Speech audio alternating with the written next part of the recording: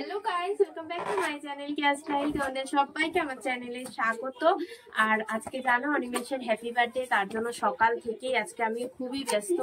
টুকটাক একটু আয়োজন করেছি বাড়িতে, তো রান্নাবান্নারও একটু আয়োজন করেছি। আর এখন ঘরটাকে একটু টুকটাক ডেকোরেট করব, হালকা একটু বেলুন টেলুন দিয়ে সাজাবো। আর আজকে হচ্ছে তোমার এই কেক কাটা হবে রাতে, তো তার জন্য এই জায়গাটা বসে কেক কাটা হবে। তো এই জায়গাটাই হচ্ছে তোমার পুরো বেলুন দিয়ে সাজাবো।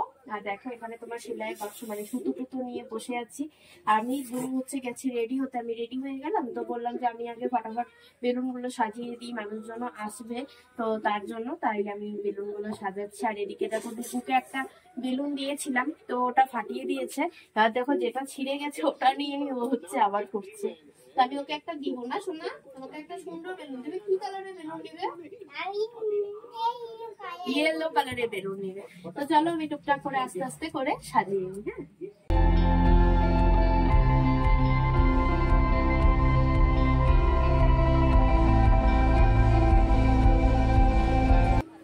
তো দেখো বুনু রেডি হয়ে এখানে চলে এসেছে। আমি কয়েকটা বেলুন ফোলাতেই তোমার বুনু চলে এসেছে। আর আমার কি বলতো, মানে শরীরটা যেহেতু ভালো না আর প্রচণ্ড কাশি হয়েছে, তো শ্বাস দিয়ে বেলুন ফোলাতে আমার প্রচণ্ড অসুবিধা হচ্ছিল, কারণ কাশি এসে যাচ্ছিল বারবার।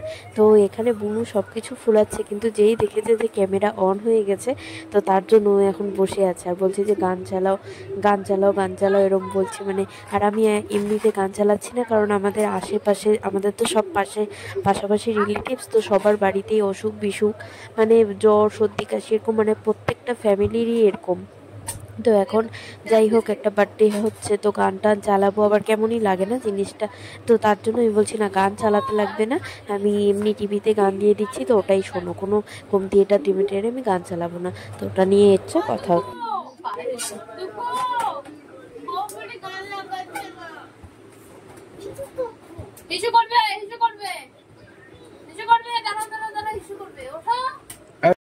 তো দেখো এখানে দুজন মিলে বসে এমন করে কেকটাকে পর্যবেক্ষণ করছে, মনে ওরাই হচ্ছে কেবল কেকটা বানিয়ে এনে ডেকোরেট করে কেবলই রাখলো হচ্ছে টেবিলটার মধ্যে।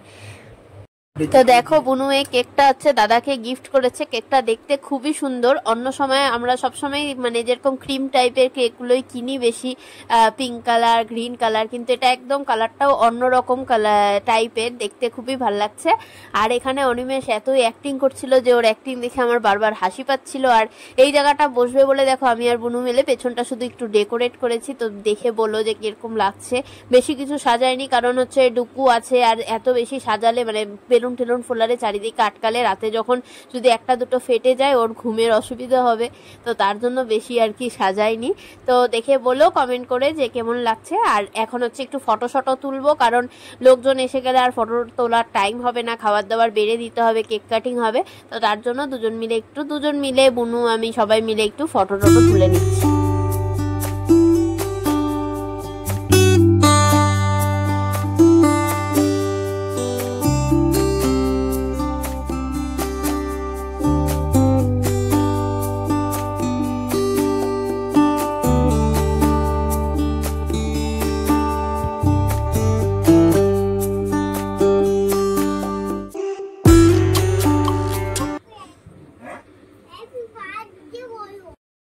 তো ওই আশীর্বাদ করবে বলে এটা হচ্ছে ঠাকুরের থালা বাসন, তার জন্য এক কিনারে রাখা হয়েছে।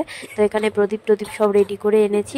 এখন বুনু হচ্ছে তোমার জ্বালিয়ে নিচ্ছে। আর দেখো কেকটাও পুরো একদম ভালো মতো রাখা আছে। এখন হচ্ছে সবাই আশীর্বাদ করবে, করার পরে তারপরে আমি আগে ঠাকুরের বাসন থালা সব ঠাকুর ঘরে নিয়ে যাওয়ার পরে তারপরে হচ্ছে তোমার কেক কাটবো। আর এখানে দেখো আমার হাতে যেহেতু চালের পায়েস ভালো হয় না, তার জন্য মা পায়েস করেছে।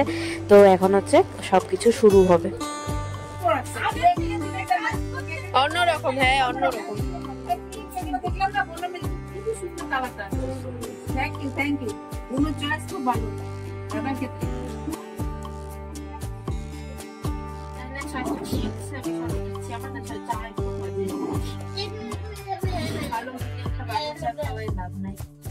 চিনি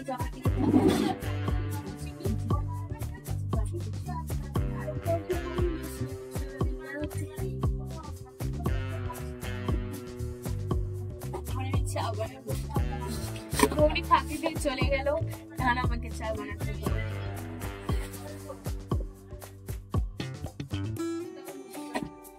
এবার হচ্ছে আমি আর বুনু মিলে চা বানাবো। কারণ হচ্ছে কি বলতো, বানাবো না কেন কেন বলতেছি বলি, কারণ হচ্ছে আমার 2 থেকে 3 জনের চা খুব সুন্দর ভাবে ভালো মতো খেতে পারবে। 3 থেকে 4 জন 5 জন 6 জন 8 জন যতজন হয় একদম ভাটিয়া মুখে দেওয়ার মতো হয় না, তার জন্য বুনুকে হায়ার করেছি 6 কাপ। তাই জন্য বুনুকে হায়ার করে এনেছি। বুনু এখন চা বানাবে, তো দেখি এখন বুনু কি করে চা বানায়।